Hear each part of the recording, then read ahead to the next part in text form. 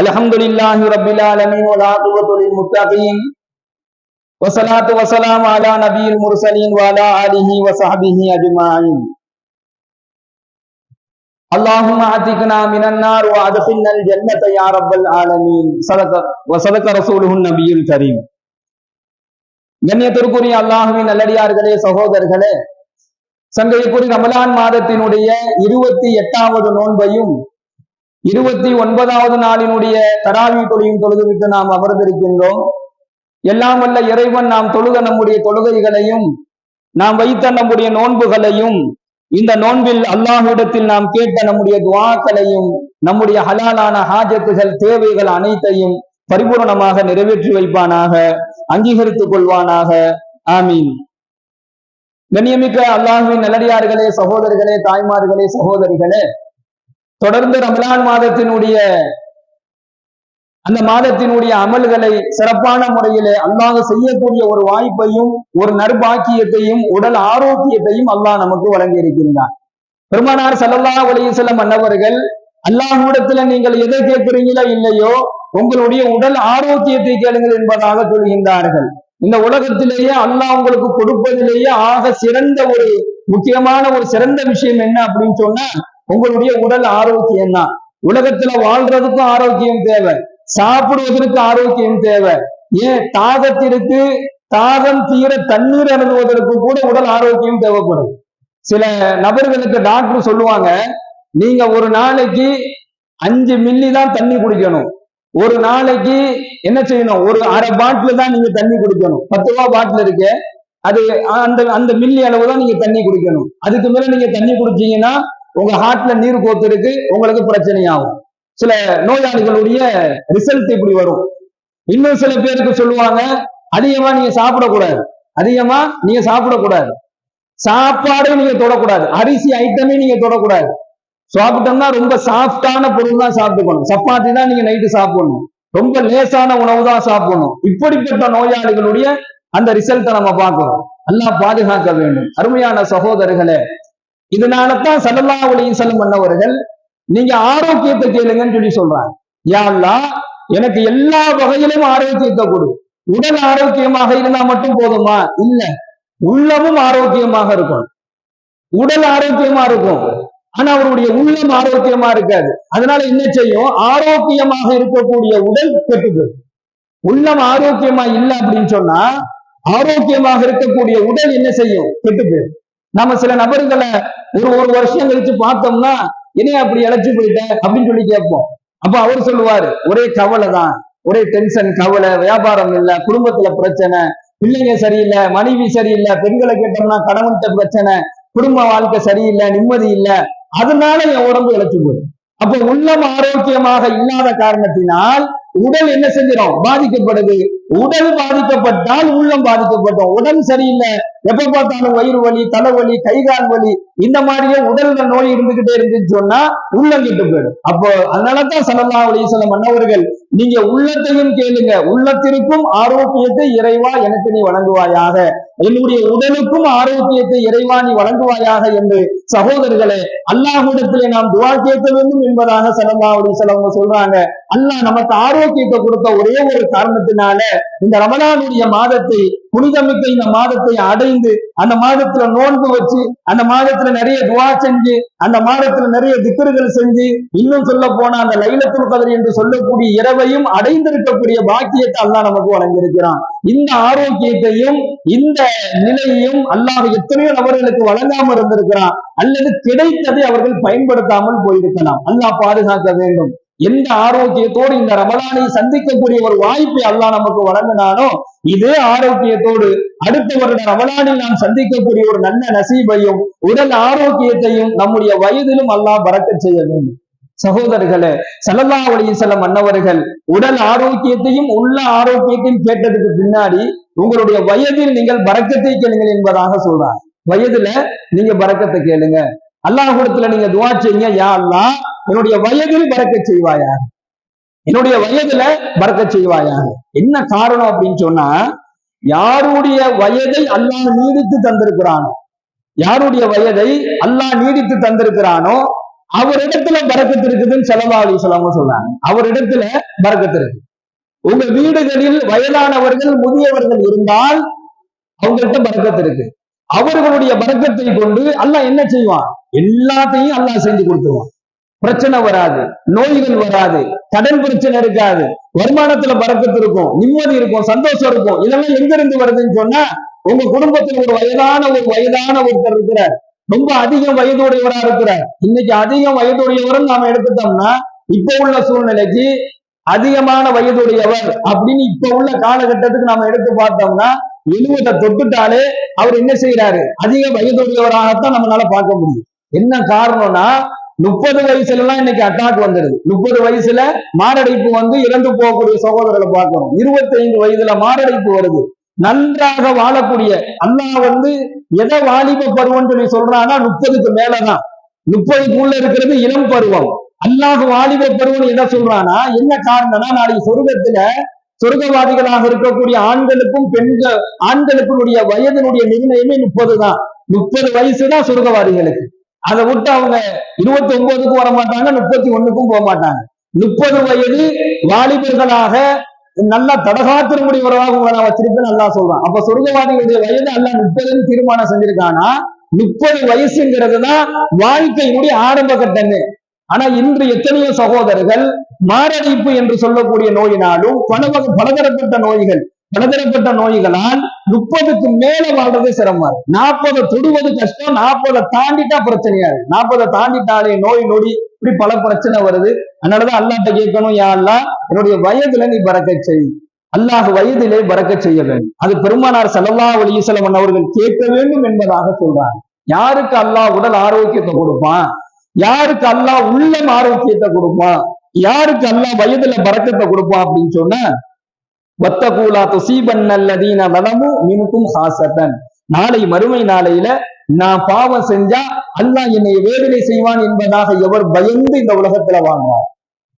நான் இந்த உலகத்துல பாவம் செஞ்சுட்டேனா, நான் யாருக்காவது துரோகம் செஞ்சுட்டேனா, நான் யாரையாவது அவமதிப்பா நடந்துட்டேனா, நான் யாரையாவது அபகரிச்சுக்கிட்டேன் அப்படின்னு சொன்னா, ஒத்தப்போ ஃபித்னத்தல்ல துஸீபன்னல்லதீன ஸலமு, நான் அநியாயம் இந்த உலகத்துல செஞ்சுட்டேன்னா நாளைக்கு அல்லாஹ் என்ன பிடிப்பான், அல்லாஹ் என்னை தண்டிச்சிருவான், அல்லாஹ்ட்ட போய் நான் என்ன பதில் சொல்வது என்பதாக அந்த ஹாஸத்தன், அந்த பயம் யாருடைய உள்ளத்துல இருக்குதோ, அந்த தக்குவா யாருடைய உள்ளத்துல இருக்குதோ, அந்த நபருக்கு அல்லாஹ் ஆரோக்கியத்தை கொடுத்துரும், உடல் ஆரோக்கியத்தை கொடுத்துருவான். நீ எனக்கு பயப்படுறியா, என்னை பயந்து நீ பாவத்தை விட்டுட்டியா, ஆரோக்கியத்தை வச்சுக்க. என்னை பயந்து நீ நல்ல செயல்கள் செய்யறியா, உன்னுடைய உள்ளத்தை ஆரோக்கியமாக்கிறான். எனக்கு பயந்து இந்த உலகத்துல உன்னுடைய வாழ்க்கையை நீ நடத்துறியா, உன்னுடைய வயதுல பரக்கத்தான. ஏன்னா அல்லாஹ் தனக்கு பிரியமான பரக்கத்தானவர்களை இந்த உலகத்துல கண்ணியமாக அல்லாஹ் வாழணும். அப்ப வத்தகோ ஃபித்னத்தல்ல துஸீபன்னல்லதீன ஸலமு, நீங்கள் வேதனைக்கு பயந்து கொள்ளுங்கள். யாருடைய வேதனைக்கு? அல்லாஹ்வுடைய வேதனைக்கு பயந்து கொள்ளுங்கள். நிச்சயமாக அல்லாஹ் அநியாயம் செய்தவரை மட்டும்தான் தண்டிப்பான் நீங்க நினைச்சிடாதீங்க. அநியாயம் செய்தவர்களால் நல்லவர்களும் சிக்கப்படுவார்கள். வஅலமு அன்னல்லாஹ ஷதீதுல் இகாம், நிச்சயமாக அல்லாஹ் தண்டனை அளிப்பதில் கடுமையானவன் என்பதாக எல்லாம் வல்ல இறைவன் ஒரு வசனத்தின் வாயிலாக சொல்லி காண்பிக்கின்றான். சகோதரிகளே, பாவங்களை விட்டு விலகி கொள்ள வேண்டும். ஸல்லல்லாஹு அலைஹி வஸல்லம் தான் சொல்றாங்க, பாவங்களை விட்டு விலகி கொள்ளுங்க. எப்படி ரமலானுடைய மாதம் நம்மை பாவத்திலிருந்து பாதுகாத்துச்சோ, நான் நோன்பாளி, நான் டிவி பார்க்க மாட்டேன், நான் நோன்பாளி, நான் யார்ட்டையும் சண்டைக்கு போக மாட்டேன், நான் நோன்பாளி, நான் பாட்டு பாட மாட்டேன், நான் ஒரு நோன்பாளி, நான் என்ன செய்ய மாட்டேன், அந்நிய பெண்களை இச்சையோடு பார்க்க மாட்டேன், நான் நோன்பாளி, கெட்ட வார்த்தைகளை பேச மாட்டேன். இதெல்லாம் அந்த நோன்புல அல்லாஹ் நமக்கு வழங்கி இருக்கக்கூடிய அருள். சாதாரண நாட்கள்ல சாதாரணமாக கெட்ட வார்த்தைகளை பேசக்கூடியவர்கள், அந்நிய பெண்களை பார்க்கக்கூடிய ஒரு நிலை, பாவம் செய்யக்கூடிய ஒரு நிலையெல்லாம் இருந்து ரமலானுடைய மாதத்தில் அந்த நோன்பு நம்மளை அப்படியே தடுக்குது. ஆக பார்க்க கூடாது, நம்ம நோன்பு வச்சிருக்கோம், திட்டக்கூடாது, நம்ம நோன்பு வச்சிருக்கோம், கெட்ட வார்த்தை பேசக்கூடாது, நம்ம நோன்பு வச்சிருக்கிறோம். இந்த நோன்பு நம்மளை தடுத்துக்கிட்டே வந்துச்சு. இதே போன்று எல்லா காலங்களிலும் நம்முடைய மௌத்து வரையிலும் வாழணுங்கிறத அல்லாஹ் விரும்புறான். அப்படி நாம இருந்துட்டோம் அப்படின்னு சொன்னா அல்லாஹ் ஆரோக்கியத்தை தர்றான். உடல் ஆரோக்கியம், உள்ளம் ஆரோக்கியம், வயதுல அல்லாஹ் பரக்கத்தை செய்கிறான் என்பதாக நபிகள் நாயகம் ஸல்லல்லாஹு அலைஹி வஸல்லம் சொல்றாங்க. அல்லாஹ்விடம் அதிகமாக தௌபா செய்யுங்கள், அல்லாஹ் உங்களுடைய ஆயுளை நீடித்து தருவான். தௌபா தௌபா பாவ மன்னிப்பை பெற்றுத்தரும். அந்த தௌபா உங்களுக்கு உடல் ஆரோக்கியத்தை கொடுக்கும். அந்த தௌபா உங்களுடைய வாழ்க்கையிலையும் வயதிலையும் வரக்கத்தை ஏற்படுத்தி தரும் என்பதாக ஸல்லல்லாஹு அலைஹி வஸல்லம் சொல்றாங்க. ஆயிஷாமா அறிவிக்கக்கூடிய ஒரு ஹதீஸ்.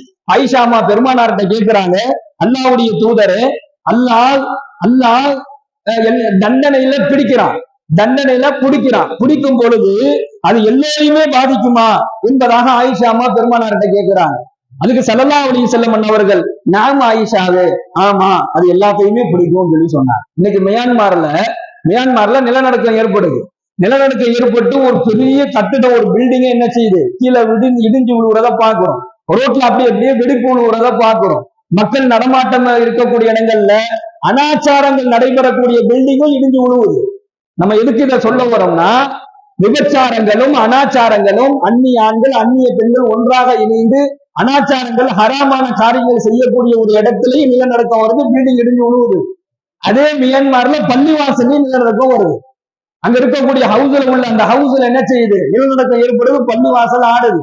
அதே போல அங்க இருக்கக்கூடிய மருத்துவமனைகள், பச்சிலம் குழந்தைகள் இருக்கக்கூடிய ஒரு வார்டுல என்ன செய்யுது, நிலநடுக்கம் ஏற்படுது. இப்போ அல்லாஹ் எங்க பிடிக்கிறான், அங்க நடக்கிற அனாச்சாரத்துக்கு அங்க அடி விழுவுது. பள்ளிவாசல்ல அல்லாஹ்தானே தொழுகிறோம் சொல்லி பள்ளிவாசல் அல்லாஹ் விட்டு வைக்கலையே, அங்கேயும் பிடிக்கிறான். பச்சை குழந்தைங்க இருக்கக்கூடிய மருத்துவமனையும் பிடிக்கப்படுது. இதுதான் ஆயிஷா அம்மா கேட்டாங்க, அல்லாஹ் தண்டனையை கொடுத்தால் அது பாவம் செஞ்சவங்களை மட்டும்தான் பிடிக்குமா, இல்ல எல்லோரையும் பாதிக்குமான்னு கேட்கும் பொழுது அது எல்லோரையும் பாதிக்கும் என்பதாக சொன்னார். இதுதான் அல்லாஹ், ஏன்னா வாழமோ அன்னல்லாஹ ஷதீதுல் இகாப், கடுமையாக தண்டிப்பதில் அல்லாஹ் கடுமையானது, கடுமையாக தண்டிப்பதில் அல்லாஹ் ரொம்ப கடுமையானது. இப்படி அல்லாஹ் அவனுடைய கோபத்தை விட அவனுடைய பொறுமை மிஞ்சிருச்சோ, அதே மாதிரி அல்லாஹ் கோபப்பட்டுட்டானா அவனுடைய தண்டனை கடுமையானதாக இருக்கும் என்பதை பெருமானார் ஸல்லல்லாஹு அலைஹி வஸல்லம் அவர்கள் சொல்லி காண்பிக்கின்றார்கள். அல்லாஹ் பாதுகாக்க வேண்டும். அல்லாஹ்விடத்திலே நாம் துஆ செய்பவர்களாக, தௌபா செய்பவர்களாக இருந்தால் அல்லாஹ் அந்த வேதனையை விட்டு நம் எல்லோரையும் அல்லாஹ் பாதுகாப்பான். பாவம் செய்யக்கூடிய மக்களின் மூலமாக அல்லாஹ் வரக்கூடிய வேதனையை நல்லவர்களுடைய தௌபாவை கொண்டு அல்லாஹ் நிறுத்தி வைக்கிறான். பாவம் அனாச்சாரம் அல்லாஹ் அதிகமாக ஆகும் பொழுது உடனே அல்லாஹ் பிடிப்பறதில்ல, உடனே அல்லாஹ் வேதனை கொடுக்கறது இல்ல. யாரோ ஒருத்தர் செய்யக்கூடிய தௌபாவை கொண்டு என்ன செஞ்சிருவான், அல்லாஹ் அந்த வேதனையை நிறுத்தி வைப்பான். அதனாலதான் துஆவுல, யா அல்லாஹ் இந்த உலகத்தில் வாழக்கூடிய முஃமினான முஸ்லிமான ஆண்கள் பெண்கள் அனைவர்களின் பாவத்தை மன்னிச்சிடு அப்படின்னு நம்ம கேட்கணும்.